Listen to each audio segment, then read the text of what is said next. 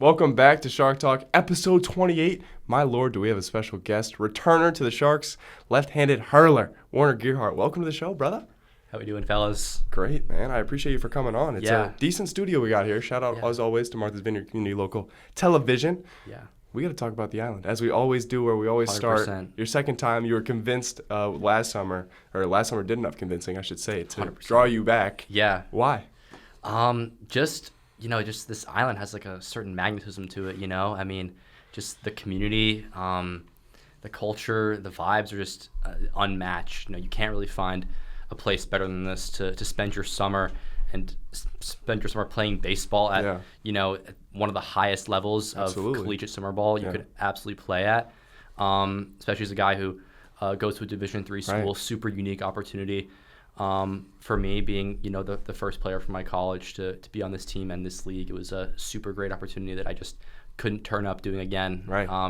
It was amazing. Right, Warner's been bringing it as a D3 guys you just mentioned. Oberlin College in Ohio. Yes, that's right. And so you joined a little late last summer. I did. I believe it was July, sometime around. Yeah, like around late July, mid to late July. Had four appearances, 5 1/3 innings pitched, 5 hits, no earned runs. Just for those curious.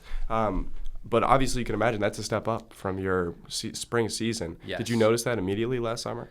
Oh, yeah, 100%. I mean, just getting in there, my first appearance was against Ocean State. And I remember, first guy I was facing was an outfielder from University of Rhode Island. And I was like, wow, I'm this totally different level than what I'm used to, especially after my first year of college. It was a big step up. But, I was really thankful.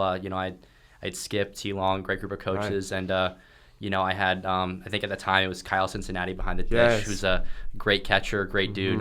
Really helped me through my first couple appearances with the Sharks. I was grateful to have a bunch of really talented guys around me help me make that adjustment. And it's not too much different this year. I mean, what a backstop group we have. Yeah, amazing backstop crew. I mean, from because just to get I'm cutting you off, but the first month of the season, it was McGee and Przinsky switching off every single day. I know. And now you get Stockton and Gonzalez. Yeah. What has surprised you the most about McGee and Przinsky, respectively, would you say? Or just how do they help you out? I mean, AP, he's just a wall back there, super talented. And, I can always trust if I'm mixing up my looks and timing, he'll hold any runner for me. Right. And, he's great to talk to. I mean, I remember halfway through this season, we actually mixed in a new pitch. I hadn't really been throwing my slider very much early in the season. And then one outing, I think it was against Danbury. We were at home. I kind of went up to AP and I was like, hey, do you want to start mixing this pitch into lefties? And he was like, yeah, let's do it. And ever since then, every time I've been out there with him, we've been calling that pitch a lot. Yeah. And it's been working. As far as McGee, I mean, he's just the ultimate pitcher's catcher. Yeah. Great guy, brings the vibes. Whenever I'm in a big spot, he just knows exactly what I need to calm me down, keep me level. Game in Mystic this year, I came in, it was late game, close game, bases loaded, and he knew exactly what to say and exactly how to keep me calm. Yes. And, he's a great guy to have back there. And that was quite an appearance. Remember, we were up a lot, I believe, or we had come back. It was 8-6 or something along the lines. That's right. And then it just kept slipping. A team which, unfortunately, we know all too well. He was in Keene, New Hampshire last year. We saw that 7-run rally with 2 outs in the bottom of the ninth. Oh, don't even want to talk about it. Yeah. But you come into that game back on the 16th of June, and you shut it down. You just faced one batter. You struck him out. But at appearance you were talking about at home versus Danbury, did not allow a run when you were mixed in the slider, struck out one. So now that you have the experience of last summer, you're a little comfortable with the island, but specifically competition wise, what is there really that you wanted to hone in this summer about your pitching arsenal or game? Yeah, I mean, just coming off the spring, struggled with injuries a little bit, struggled with bases on balls too. Okay. So coming in this summer, a big priority was how often can I just attack the white of the plate with all my pitches? How much can I be aggressive early in the zone with my breaking balls? My curveball is kind of the pitch I go to the most of any of my off-speed. I would say I underutilized it in the spring, and a big priority this summer was, employing that pitch as much as possible when I could. And that really helps because, I'm not the hardest throwing guy, but when I'm most successful, I'm working ahead of guys, and I'm just attacking them with full confidence in all my stuff. Yes, absolutely. We had Ethan Santier on yesterday. Yeah. It's funny. He said he didn't throw his fastball at all.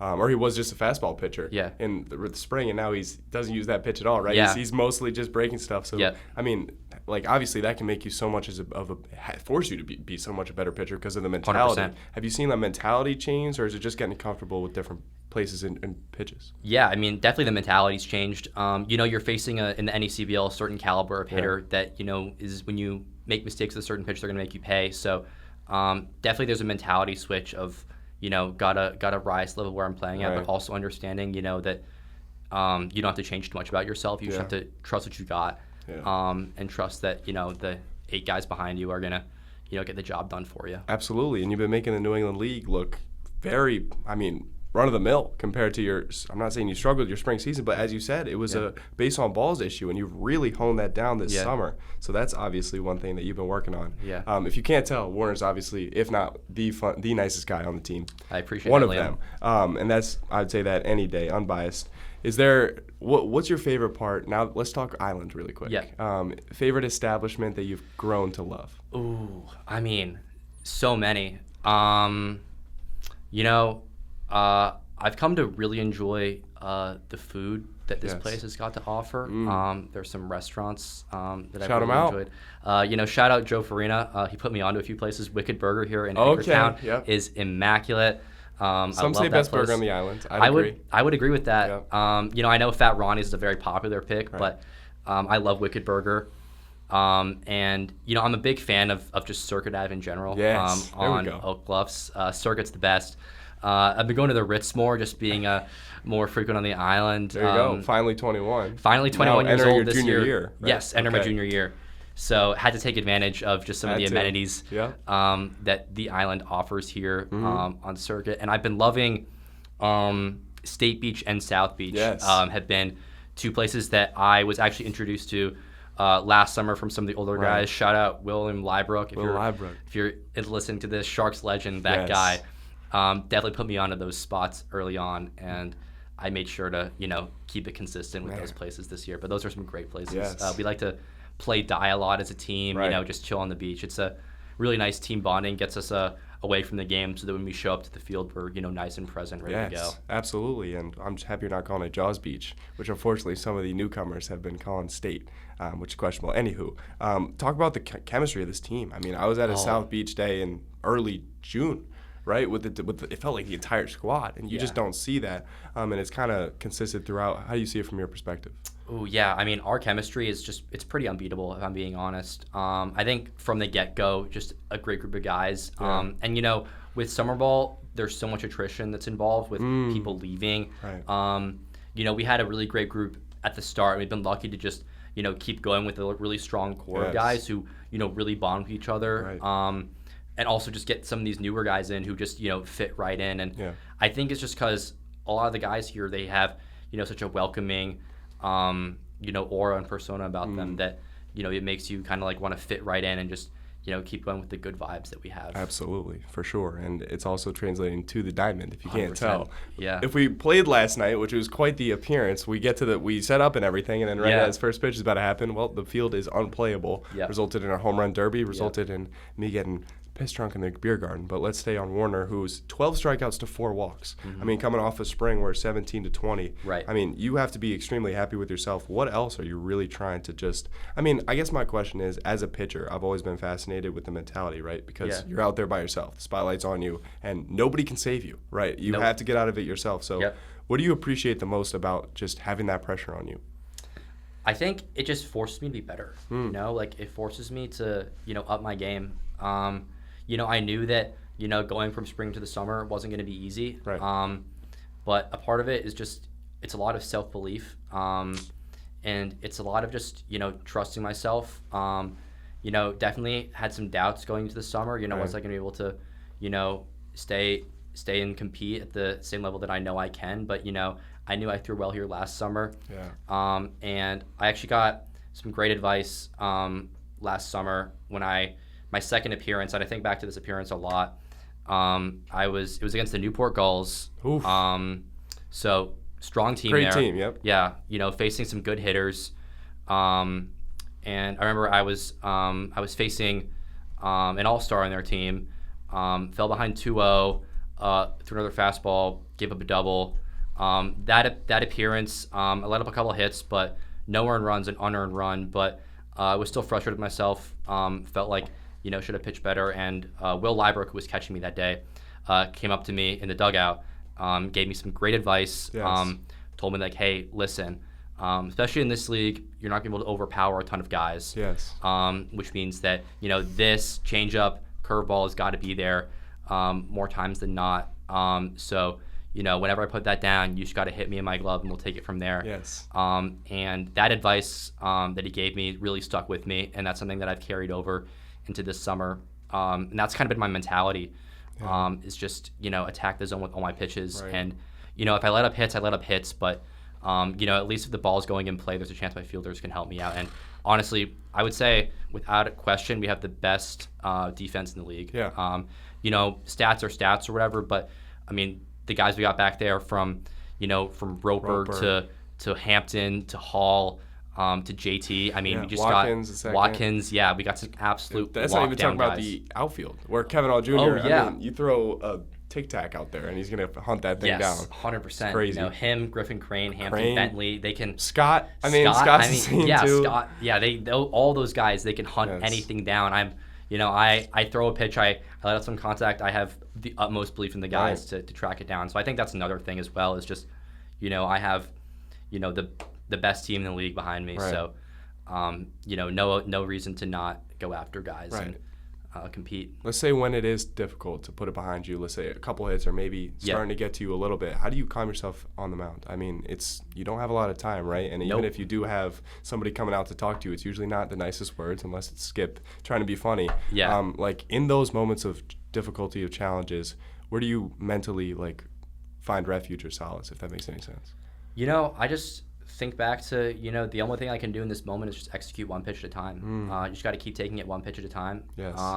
Just got to, stay in my process, stay in my approach, because, the moment I start making the moment bigger than it is, then that's when I'm going to fall out of focus. And that's what I kind of struggle with in the spring is, I would kind of let a couple of hits, let up a walk, and then, I would make the moment bigger than it needed to be instead of just, getting back to my catch, whether that's McGee, Right. AP, or, E or Ryland. And I would just, look back at them, and those guys are great back there. They're super helpful. They know when I need to be back in rhythm. They help me get back in there right away. So, huge credit to them. But yeah, just sticking to my process and not letting the moment get too big. Understanding that I can get out of any situation I get put in. Absolutely. And I started off the podcast with the wrong stats, so I'm doing my job terribly. It was 15 full innings last summer. My apologies. So a lot of that you got a good amount of playoff repetition in as well. Walked 16, struck out 16. So an even ratio last summer. Obviously, as I just mentioned, you've been through 15 and a third so far this summer. 4 walks to 12 Ks. You want to talk about improvement? There it is right there. All right, that's a good amount of baseball. I'm sure we'll find our way back to it. All right, one last question. When did you first really knew that you fell in love with the game of baseball? Ooh, I've always loved baseball. Okay. It's been something that I've truly adored since being a little kid. But when I was in high school, my sophomore year, I remember our bus broke down one day, and I was supposed to start that game. I was a sophomore in high school. Yeah. It was a freezing cold day because I played high school ball in Connecticut, and I had 5 minutes to warm up.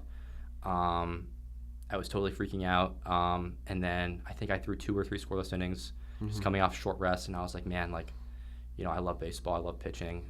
It's just such a fun time. After freaking out, having it go well, and just carrying that momentum, and then that's when I was like, man, I really want to keep playing this game. Yes. At any opportunity at the next level, I'm going to take it, and then that's how I ended up here. I think it's working out a little bit, you could say. Yeah. All right, well, let's give the people something they don't know, something I didn't know until a couple of days ago. You lived in Singapore. You were born in Singapore and lived there until when? So I lived in Singapore for most of my childhood. Wow. I would consider my formative years to be there, and it's a huge part of the baseball player that I am. Really? And the person that I am today. In what ways? Well, that was actually the first place where I really started to love baseball, is where I was actually taught baseball. I was really lucky. I had these coaches who lived in Georgia who used to coach for a travel program in Georgia, who ended up working for a travel program in Singapore, and I was very fortunate One of these coaches I'm still close with today. I still talk to him all the time. His name's BJ Stewart. Okay. He is now the athletic director at the school I used to go to in Singapore. So big ups to him. Okay. He's made a great life for himself, just past being probably one of my biggest mentors. And he really helped foster a love for the game with me because, in the States, it can be hard to kind of get into baseball because from a young age it's so competitive and there's all these leagues and money now, travel ball. With money and expensive. Travel ball, it's so expensive. And when I moved back to the States in high school, baseball was so different and I was kind of overwhelmed with it at first. But I was just so fortunate that from a young age when I lived in Singapore, I was taught these, great life lessons with the game, but also just, living there in general, I got to see so many cool things. Right. My family made it a point for me to travel a lot. So I've been to, dozens of surrounding countries, got to, meet so many incredible people and see some amazing things. And that's a part of my life that, it's over now, but I'll always cherish as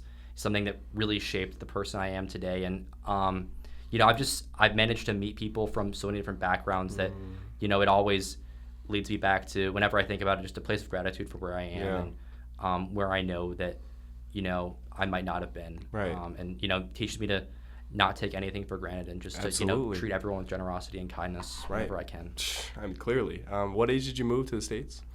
So I came back when I was 14. 14, okay. Yeah, and have been here ever since. I'm 21 now. Right. So, but yeah, most of my life I lived in Singapore. It's crazy. That says Riverside, Connecticut on the hometown. Yeah. They threw me off, but hey, at least the truth finally shown. Yes, the truth is out now. What would you say? Obviously, you said treating people with respect and being kind. Is there any other part of Singaporean culture that really is you still see in you and your family? I mean, I don't really know it at all. Is the problem, right? And yeah, you don't speak Mandarin at all, do you? I do. I'm what? Fluent. Yeah. No, that's the hardest language to learn. Yeah, I'm a fluent Mandarin speaker. At the end of this, we're gonna need a fins up in Mandarin. But what have you taken? I mean, you just did say it, but is there anything else you can kind of dive into? No worries if not. Just, really that we're all everyone out there in the world has their own stuff going on, and no one or nothing is really inherently good or bad. There's so many different people out there. I think in today's world we're so quick to kind of judge or dislike people who come from different backgrounds, who speak a different language or have a different socioeconomic standing than us. But living there, it's taught me that those people are human beings too, and that you can find so many things in common with them as well. And that's one of the biggest life lessons that I learned over there is, when I moved there, I was a little kid, so I didn't always understand, why certain kids couldn't do the same things I did after school, because some kids, we were so academically focused from a young age, or maybe they had to work a little bit after school as well, and I didn't really get that. But now I know that it's less about who you think people are, and more about what they actually do and what their actions are that really define them. This is crazy. Yeah. When baseball ends, you got a career as therapist, philosopher. I mean, anything. I'm much more intelligent than I even realized, and I've known you for 2 years now. I don't even know what else to ask at this point. You can see that we're sweating a little bit. Not only is it 1,000 degrees in here, but we're just pouring everything we have into this podcast. I want to talk about Skip Fuller, who is one of one. You've gotten 2 summers now with him. Anything you want to add? I usually ask the guests to kind of describe him, so there's been a good amount of description. Maybe shine a light on a part of Skip Fuller that the audience wouldn't know. Outside of the Dr. Pepper drinking only and Oreos, or just how he is to you as a pitcher. I think what most people don't know about Skip is he has such a love for the game and such a deep knowledge for the game that kind of gets overlooked because he has such a fun, easygoing personality about him, that he'll always respect what you want as a pitcher, and he's always super understanding to your needs, when you need to throw, how your arm's feeling, but he knows so much about baseball, so much about the game, and I feel like whenever I'm out there, whenever I'm done pitching, I can talk to him about anything. And playing under him for these past 2 summers has honestly, I think, made me into such a better competitor. He's a coach and a mentor who, I'll always cherish and I'll always keep in touch with, for long after my baseball career is done, just because of the guy he is. He's always in your corner. And I think, it should go without saying that every coach should be in your corner, but in college baseball, that's not always the case. No. Especially as a pitcher when they're telling you what pitch to throw and where and when, right? 100%. All the time. And all the time. And Skip will always trust you. He'll always trust your judgment. He'll always back you with anything, and he'll always challenge you to be the best athlete and person you can be. So, that's something I hope I can shed a light on. For those of you who don't know Skip or do know Skip, I would say that he's always pushing me to be the best I can be, and he knows what kind of pitcher I am too. He knows the kind of person I am. Been fortunate to play under him for a couple summers now, and he's the man. That's all I can say. Absolutely, and he's not afraid to use you. Obviously, you're now over 30 full innings with the Sharks. So MV Shark Talk, the Vineyard Faithful, appreciate the contributions your UCL has made to the Sharks. Yes. I want to talk about a couple favorite memories, a couple highlights. Can we get one from the 26 squad, and then can I squeeze you for one from the 25 squad? Oh yeah, of course. It's tough to go through the files this year. Obviously, Alex Grant's national anthem at the top of many boards. That was him getting screamed at. Was told by the Kennesaw State boys yesterday. And oh my gosh! Ejected from that game. That might be the 1-1 from this year. Oh no! Because you saw him hiding behind the chair. Yes, I was right next to him. He hid behind the chair, a couple chairs down from me. That will be a memory that will stick with me forever. I remember my teammate Jack Volo. He said, I'm never gonna delete Snapchat just so I have that memory for the rest of my career. It's hilarious. For the rest of my life on there, and I would agree with that. I want to. Keep that moment as funny as it was in there forever. Just the whole interaction with Skip was unforgettable. And if you know Grant, then you know just how funny that was. And I know you know Grant because he stayed with you. Staying, still is. Yeah, still is staying. I'm gonna get him on here at some point. It's just tough because he's a Nantucket kid, so we unfortunately have our differences. Yeah, the ugly sister. He's a big fan. And you know it well, man. You know it well. From the 25 squad, obviously, some returners. You're one of 5 returners. You and Alex Grant. Is there one moment that really comes to mind to just the just hilarious moment traveling? Anything? Oh, I remember it was maybe my first road trip or something. Our bus broke down on the way back from Bristol. Yes. And that was when Coffer and Liebrook were leading these funny little player introductions, and I got to go up there along with a few of the other new guys, and that was just a funny little memory. Just got me doing a little public speaking, getting me out of my comfort zone with my new teammates, and just credit to them, they helped me fit in right away. Absolutely. And got me to meet a bunch of guys who I still keep in touch with. Right. Still thankful for all the experiences that they helped give me. You've taken on that role in a way, right? Being a veteran, helping getting guys out of their shell. Yeah. Absolutely, and it's very cool to see that maturation. I guess, is there one favorite Shark if you had to pick between all your teammates? It's hard. There's a lot of great ones. It's really difficult, especially considering you got 2 rosters to go through. I know. By the way, Braden Martin and Max Coffer, 2 of the best guys from last summer, got drafted. They did this year. Congrats to them. Congrats Those are to 2 them. absolute studs. Yes, they are. So I'm putting you on the spot, man. Yeah, favorite Shark. You're gonna piss somebody off. That's the problem. I know. I'm gonna get someone mad. I favorite think, teammate, by the way. This is not just Yeah, I'm gonna be a little biased here, but I gotta go with Harley Goodner. He's a big reason I'm here, actually. Really? He and I were high school teammates for 4 years. Not a lot of people know. We played together. I didn't know that at all. Our high school career. He was a big reason in Connecticut. Yep. Went to the Greenwich Country Day School together. And I was there with him through a lot of key moments in his life. He was there through a lot of key moments in mine. He was a big guy who vouched for me to Russ and Skip when I first came over to the Sharks halfway through last summer. So, I owe a lot to him. If he ever listens to this, Harley, you're the man. And he's a longtime friend and a brother of mine, and I'll always appreciate him. So he's my favorite Shark of all time. Will always be my favorite Shark. But yeah, he's the best, Harley Goodner. There you go. Great answer, man. This is a great podcast. I don't want to cut it short, but I'm actively dying. But of course, we'll have Warner back, if not this summer, many years in the future. Yep. Great luck with the rest of your baseball career. One last thing though, before we go, before I let you have the platform at the end of every podcast, I just let our guests say whatever they want to. So try to prepare mentally, but. You were there last August. I have to talk about it. For anybody that was at Alumni Field in Keene, New Hampshire, that fateful 7th of August, it's one of the worst losses. We were talking about it in the outfield before our game this summer. Yep. In that Mickey Mouse field. Is that the most painful loss you've been around for? I mean, and you played a lot of baseball, mind you. I have. Yeah, I've been in a lot of baseball games, and I think that's got to be it. Yeah. Unfortunately, that just the brutality of just how that all went down. I just hate to relive it. It's really tough. It really is, and I can't not. That's the problem. It's always in my mind because it's so unbelievable. I mean, you're up 10 runs in the 8th inning. I thought the game was over. It was unreal. Could not fathom. I still can't fathom it to this day. Because it was like sequence of awful events, one after the other. William Wallace gets hurt. Think he can finish the outing. He obviously can't. We got a pitcher coming off rush warm-ups.